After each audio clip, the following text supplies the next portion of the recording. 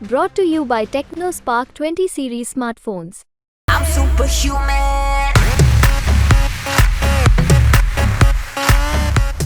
बिना नाम लिए आप जिक्र कर रहे हैं, आप नाम लीजिए, बताइए किन की तरफ से अनदेखी की, क्यों की गई अनदेखी? क्योंकि आपने जो 2013 में, उसके बाद 2014 में जो रिकॉर्ड कायम किए थे, उसके बाद जो सम्मान मिलना चाहिए था वो नहीं मिला। तो नाम लेकर आप ज़रा जिक्र कीजिए, कहाँ से अनदेखी शुरू हुई? और मैं समझती हूँ कि पानीपत का जो मेरा पूरा परिवार है ना, वो सब जानते हैं कि अनदेखी कहाँ से शुरू हुई और कब शुरू हुई। जनता की आवाज़ काफ़ी समय से आ रही थी, सिर्फ हमने प्लेटफॉर्म अब चेंज किया है। आप किसी सीट से, करनाल लोकसभा से पूर्व मुख्यमंत्री चुनाव लड़ रहे हैं। एक वक्त आप तारीफ़ करते थे, अभी आप कांग्रेस में, क्या आप उनके खिलाफ प्रचार करेंगे दिव्यांशु बुद्धि राजा के साथ? बिल्कुल। भारतीय जनता पार्टी की पूर्व विधायक रोहिता रेवड़ी हमारे साथ है, जिन्होंने आज भूपेंद्र सिंह हुड्डा और प्रदेश अध्यक्ष उदयभान की मौजूदगी में आज कांग्रेस पार्टी ज्वाइन की। हमारे साथ है, किन विषय पर उन्होंने ये पार्टी ज्वाइन की है, क्यों की है, क्यों ऐसा डिसीजन लिया? मैम, सबसे पहले तो आपको बधाई हो, आपने कांग्रेस पार्टी ज्वाइन की। बहुत बहुत धन्यवाद। डिसीजन कैसे लिया गया? जनता का डिसीजन था, आपका डिसीजन था, क्या कहना चाहोगे? ये डिसीजन जनता का भी था और ये डिसीजन हमारे परिवार का भी था। और मैं यही कहूँगी कि इतना टाइम हम इंतज़ार में ही थे कि वो हमारे परिवार हैं और हमारे बड़े हैं।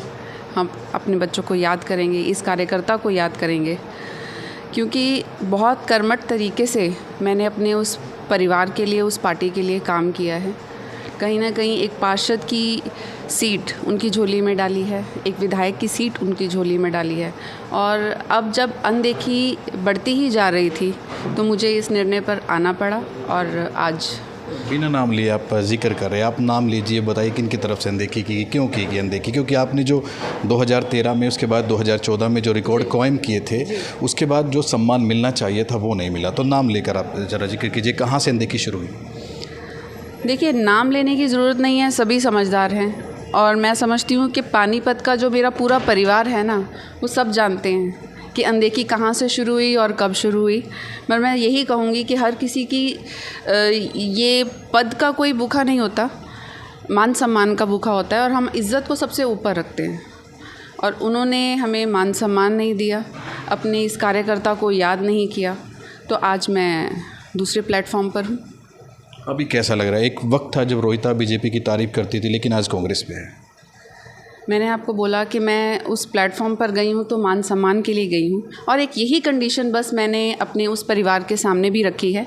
माननीय हुड्डा जी, उदयभान जी, आज जिन्होंने मुझे ज्वाइन कराया, मैं उनका धन्यवाद करूँगी। और उन्होंने मुझे इस चीज़ के लिए आश्वस्त किया कि आप हमारे इस परिवार की बेटी हैं और आपको पूरा मान सम्मान मिलेगा और आपके सभी कार्य होंगे जो आप चाहते हैं। मैम, लोकसभा चुनाव से अन वक्त पहले आपने ये डिसीजन लिया, टाइमिंग अगर मैच करे तो कहीं ना कोई राजनीति तो नहीं लगती इसमें, या सिर्फ डिसरिस्पेक्ट की बात कह सकते हैं इसको? देखिए, मैंने आपको बोला कि मैं एक सच्चा कार्यकर्ता थी भारतीय जनता पार्टी की, और मैंने पूरे 4.5 साल उनका इंतज़ार किया है। उन्होंने किसी भी जगह पर मुझे इनवाइट नहीं किया। 4.5 साल में मैं उनके किसी कार्यक्रम में शामिल नहीं हुई, और अब हाई टाइम।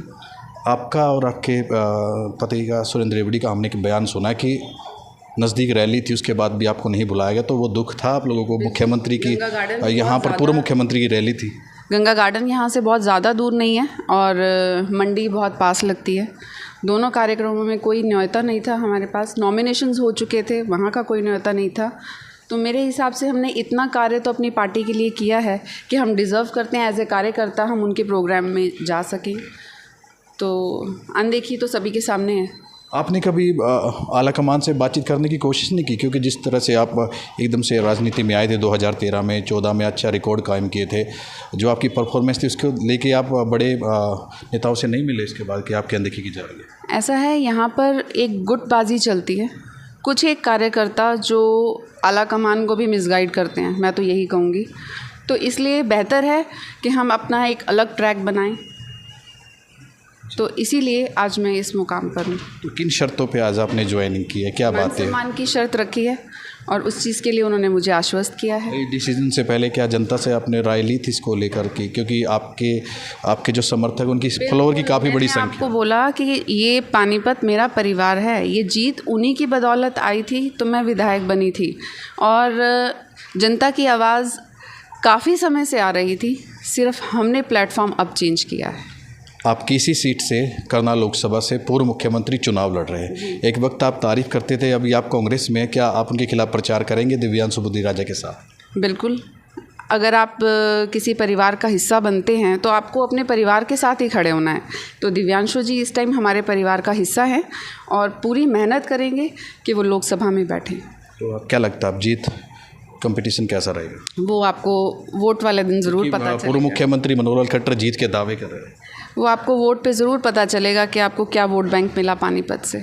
शुक्रिया मैम। तो हमारे साथ रोहिता रेवड़ी जी थी, जिन्होंने कहा कि पार्टी में वो मान सम्मान इनको नहीं मिला, लेकिन अपनी शर्तों पे ये कांग्रेस पार्टी में पहुंची है और अब इनका ये कहना है कि इस वक्त जो माहौल है वो पूरी तरह से कांग्रेस के तरफ है, हरियाणा के अंदर, पूरे देश के अंदर।